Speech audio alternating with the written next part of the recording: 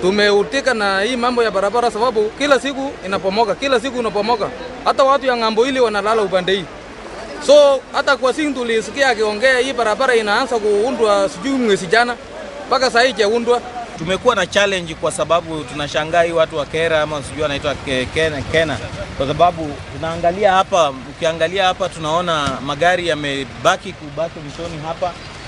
Hakuna usafiri, watu wanahangaika kubeba mzigo tu hapa ni shida. Kufugisha ng'ambo, chakula kufikia watu sehemu ya pili ni shida. Turkana County is now landlocked, finished. Sukari huko sasa ni karibu shilingi 400 kilo moja sababu ya barabara hii. Na hapa ni 100, hapa ni 250. Imagine 250 na makutano kunanunua 110. So it is something that I want us to address na tuangalia. Mambo yamebadilika. Ndio tuwe pia na heshima sisi. Maringo pia is cut off. Ndio mara kwa ndio hiyo. Maembe imeosa.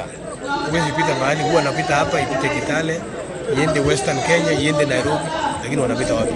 So nimeomba tu kwamba let us put attention to our roads. I know it's a challenge, but tusiwaje 3-4 months. That is carelessness.